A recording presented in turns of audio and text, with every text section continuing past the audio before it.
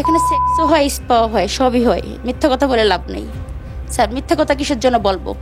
ভাইয়া আমাদেরকে বের করে দেন, আমাদের ফ্যামিলি আছে, আমাদের ফ্যামিলিতে জানতে পারলে আমাদের মায়েরা ভাইয়া প্লিজ আমাদেরকে ছেড়ে দেন। ভাই কিছু জিজ্ঞেস করেন না, আমি আজকে আসছি, আজকে ফার্স্ট। আসছেন? কার সাথে আসছেন আপনি? আমার একজন দিয়ে গেছে। আপনি এখানে কতদিন যাবত আছেন? 1 মাস। কার মাধ্যমে? শৈলবের মাধ্যমে। শৈল এখানকার কি হয়? জানি না, উনি ফোন দিয়ে আনাইছে। যখন আমাদের পিঠটা দেওয়ালে ঠেকে যায় তখনই আমরা ইলিয়ান নিয়ে আসি, আর আগে আসি না। আমরা আপনি এখানে আসছেন মেহমান কিনা?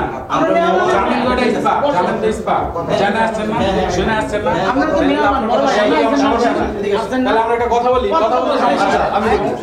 কথা বলি। বুধবার বিকেল 5:30 গুলশান 2 নম্বর গোল চত্বর এলাকার অভিজাত হোটেল ওয়েস্টিন সংলগ্ন রত্না স্পা সেন্টারে সাদা কালোর অনুসন্ধান দল।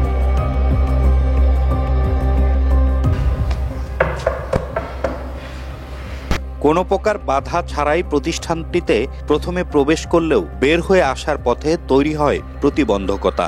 রীতিমতো হুমকি দিতে থাকেন ভবন মালিকসহ প্রতিষ্ঠান সংশ্লিষ্টরা।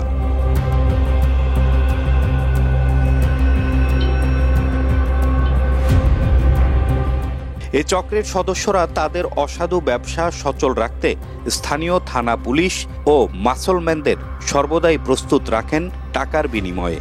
এবার ম্যানেজ করার চেষ্টা করা হয় সাদা কালোর অনুসন্ধান দলের সদস্যদেরও। ক্যামেরায় উঠে আসে ডায়মন্ড স্পার অন্তরালে সংগঠিত হওয়া ভয়াবহ মাদক সেবনের কার্যক্রম। আর এসব চলছে সংশ্লিষ্ট থানা পুলিশের সীমানা প্রাচীরের 100 গজের ভেতরেই। হাক ডাক আর গলা উঁচিয়ে চ্যানেল এস-এর কর্তব্যরত সাংবাদিকদের এভাবেই জীবন নাশের হুমকি দেন ডায়মন্ড স্পা সংশ্লিষ্টরা।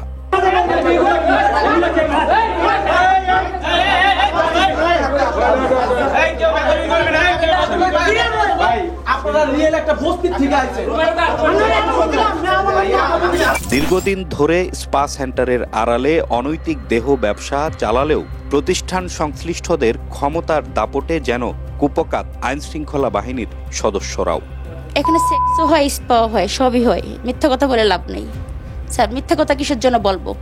ভাইয়া আমাদেরকে বের করে দেন, আমাদের ফ্যামিলি আছে, আমাদের ফ্যামিলিতে জানতে পারলে আমাদের মায়েরা ভাইয়া প্লিজ আমাদেরকে ছেড়ে দেন।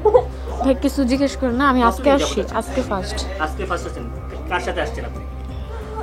আমার একজন দিয়ে গেছে। আপনি এখানে কতদিন যাবত আছেন? 1 মাস। কার মাধ্যমে? শৈলবের মাধ্যমে। শৈল এখানকার কি হয়? জানি না, উনি ফোন দিয়ে আনাইছে। যখন আমাদের পিঠটা দেওয়ালে ঠেকে যায় তখনই আমরা ইলিয়ান নিয়ে আসি, আর আগে আসি না। সাইফুল, সুমন, হ্যাঁ ওই যে সবার নাম যাদের বলছেন ওরা সবাই আসছে।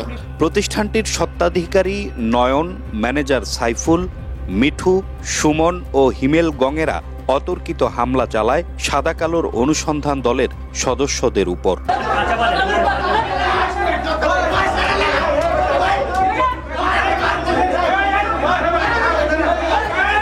এ সময় ক্ষতিগ্রস্ত হয় চ্যানেল এস-এর 2টি ক্যামেরা।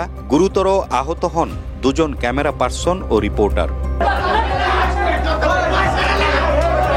পরবর্তীতে ঘটনাটি সংশ্লিষ্ট বিভাগের পুলিশের অধিকর্তাকে জানানো হলে টনক নড়ে থানা পুলিশের এবং অবৈধ কাজে জড়িত থাকায় 5 জন নারীকে থানা হেফাজতে নেওয়া হয়। এ সময় প্রতিষ্ঠান সংশ্লিষ্টরা পুলিশের উপস্থিতি টের পেয়ে বিশেষভাবে নির্মিত গোপন জানালা দিয়ে পালিয়ে যান।